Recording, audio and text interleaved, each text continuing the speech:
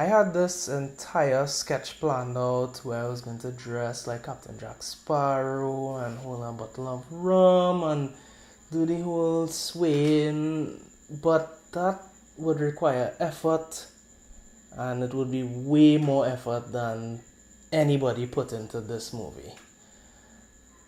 So I'm not going to do that. I'm just going to sit here and talk about this piece of crap. It's down to Trinidad to see Sally Brown, boys. Row, boys, row, boys, row. Down to Trinidad. So I just saw Pirates of the Caribbean dead franchises tell no tales. And it was horrible. I hated this movie. I hated it. I'll just tell you up front, I hate it. And usually what I'll do is I'll say what rocked in the movie and what sucked. But I can't even say what rocked, because nothing rocked. There was nothing good about this movie. There's nothing great to speak of. There were a couple of serviceable movie moments that I can count off on one hand. And they include, sometimes Johnny Depp made me laugh a little bit, once or twice or maybe 3 times to the most. There were a couple of there were a couple of okay set pieces and action moments that if you squint hard enough and try to ignore the mess in the background, it could be a competent set piece action scene. And Jeffrey Rush as Barbossa is always a pleasure to watch, and that's it.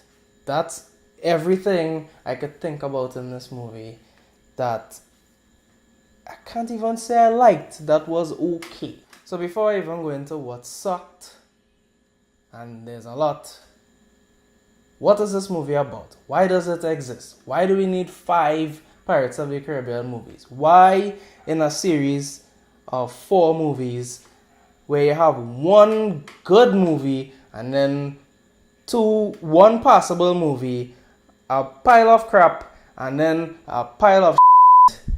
Why do you need a 5th movie? So this movie was directed by these 2 guys. I'll put them up on screen somewhere. I couldn't even be bothered to remember their names. But they directed some movie at sea, and Jerry Bruckheimer was like, hey, they directed a movie at sea, so let's just pass the franchise to them. Kon-Tiki was nominated, their last film was nominated for Academy Award. Max Manus was a brilliant movie. They never had any money to make movies. They made them pristine, and they're great dramatists. And the movie is a very blatant attempt to recapture the magic of the first movie. And really and truly, the first movie shouldn't have worked as well as it did. Even the studio knew that at the time. Like, it just shouldn't have worked. Pirates movies were dead in the water. And then, honestly, the Johnny Depp is what really brought that magic and that life to the first movie. And this movie is just a pale imitation of that, and all the beats are there. I think everything they ever did in a Pirates movie is in this movie. Is there a bland, generic, boring, white bread, milquetoast main character who has a pirate for a father and is searching for more in his life? Ding! Is there a misunderstood girl who is being brought down by the system and she wants something more out of life, but nobody understands her, and eventually she gets sucked into a pirate adventure against her will? Ding! Is there Jack Sparrow in this movie? Yes, he's there, and they go on an adventure to find a MacGuffin. That's it. That's all the pirate movies, and that is this movie. There's nothing new. There's nothing different. Okay, on to what sucked. Basically, the premise of this movie sucked. Everything I just talked about, it just sucked. From the opening sequence, I was like, what is going on here? What is really going on from the time the movie opened?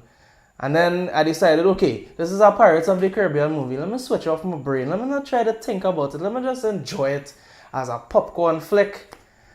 And that didn't work either. So first of all, the characters. Everybody in this movie is just either boring, bland, generic, or a caricature. By now, Johnny Depp is playing a parody of Jack Sparrow.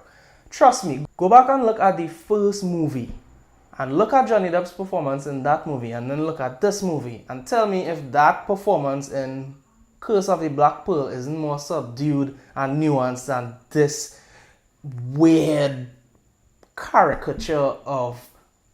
It seems like Johnny Depp is playing somebody playing Jack Sparrow. That's how it seems. No, don't shoot! I knew you'd warm up to me. Commodore Norrington, my effects, please. And my hat, Gentlemen, milady. you will always remember this as the day that you almost caught Captain Jack Sparrow. Hand me your sword. I don't have a sword. What kind of soldier has no weapon? I'm currently wanted for treason. So not the very good kind then. I'm looking for a pirate, Captain Jack Sparrow. Well, today is your lucky day. Because I just happen to be Captain Jack Sparrow. And then we have Will Turner 2.0, literally because it's his son, and Elizabeth 2.0, and they have character arcs, I guess, because they're so boring and uninterested as characters. They spend almost the entire movie tied up to planks. Every scene you see them and they're tied to something different. So that's the characters. There's no character that stands out. I will give props to Jeffrey Rush for doing his best with Barbossa. He's always an interesting character to watch. I can't even say the same for Javier Bardem, because they're doing the same thing to Javier Bardem that they did to Christoph Waltz. He was a good villain, and now everybody is saying, oh, he was a great villain in No Country for Old Men, and he was a great villain in Skyfall. So let's just make him a villain in everything, and he'll just be good. No, you have to give him a character to work with. When you give him a fleshed out character, then he can make it into a great villain with his performance. When you just give him a thing and say, do your best with that, he's going to try, and he does try, but it just doesn't work. He's not menacing to me. He didn't have the same impact as Barbossa in the first film or Davy Jones in the other films. He just sucks as a villain.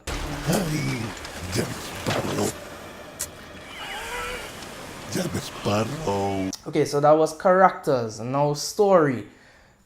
What story? There's no real story. It's just a bunch of characters looking for something, and they all have reasons for looking for the same thing, and they all find each other in a series of coincidences that just allow them to end up meeting, and they go off and search for this thing, the MacGuffin of the story. There's no real story here. The humor. What humor? The movie actually stops to make jokes, and I hate that. The joke should come naturally from the dialogue, the characters, the situations that they're in.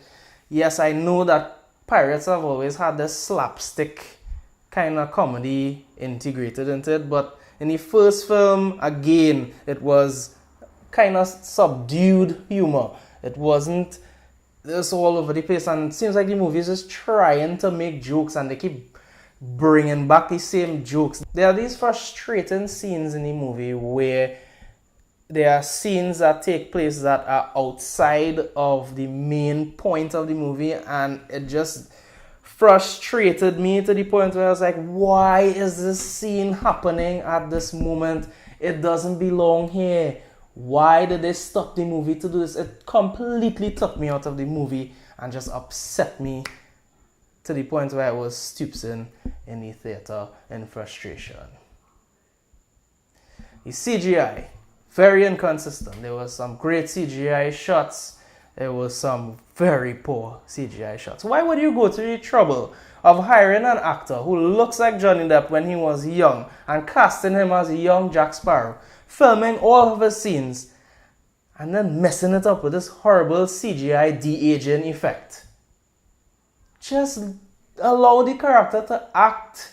Let the characters do what they were hired to do. Act. If he acts the part well, we are going to believe that he is young Jack Sparrow. Another thing that really irritated me about this movie was the lighting. There was one scene in particular that was a set piece. It was a battle between two big ships. I couldn't tell what was going on because it was just too dark and I couldn't see anything. And I think it's because they shot a lot of the scenes at night, play clip. There were a lot of nights, and night with the whole makeup and the thing was tough. But At least light your scenes well now, please. Please light your scenes better than that. We need to see this is an action adventure movie. So if there's one thing that the audience is supposed to see and enjoy is the action and the adventure. So when it takes place in this dark setting and there's not good lighting, we can't enjoy it. We're just squinting, trying to make sure that we could actually see something. And at first I thought it was a 3D. I thought it was a 3D, but I didn't watch this movie in 3D. I watched it in 2D.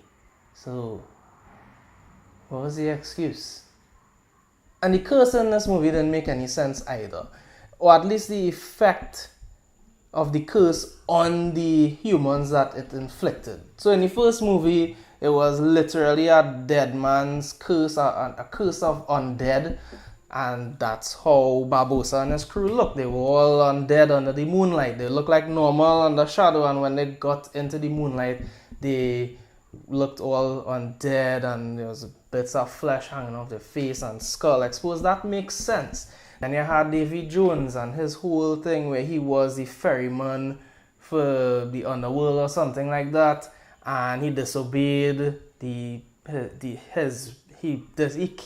stopped doing something, I can't remember. And because of that, he got cursed, and it makes sense because he's underwater and there's a lot of corals growing on the crew's face, and he becomes like a Cthulhu-looking octopus thing with a giant claw. But yeah, it sounds ridiculous, but it makes sense because him and his crew are underwater like all the time. It would make sense for these things to grow on them, and then the curse is making them more and more grotesque as time goes by.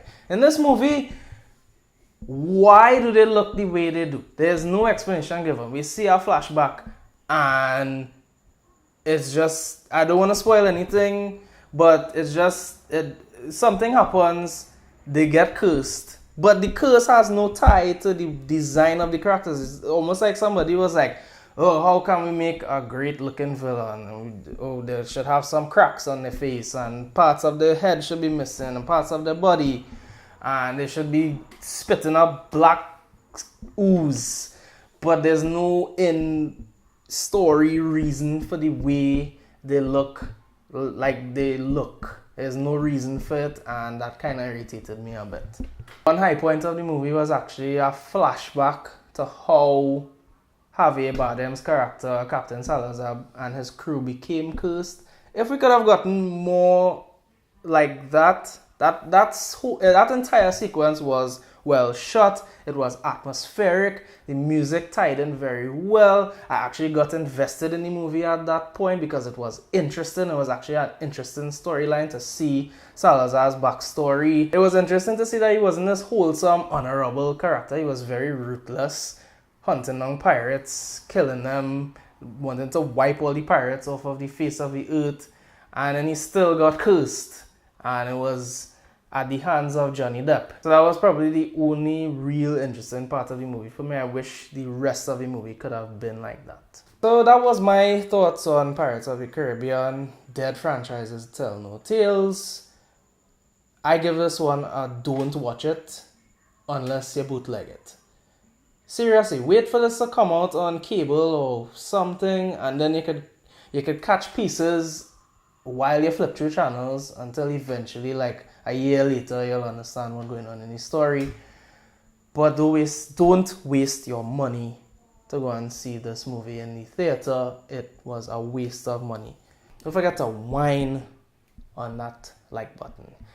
And please share, or else, I don't know, they'll make us 6-1 on these blasted movies. As always, I'm not a film critic, but I can definitely rock a review.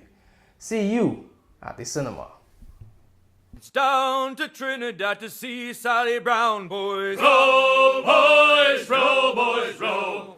Down to Trinidad to see Sally Brown, boys. Way high, Miss Sally Brown. She's lovely on the fore, yeah, she's lovely down below, boys. Row, boys, row.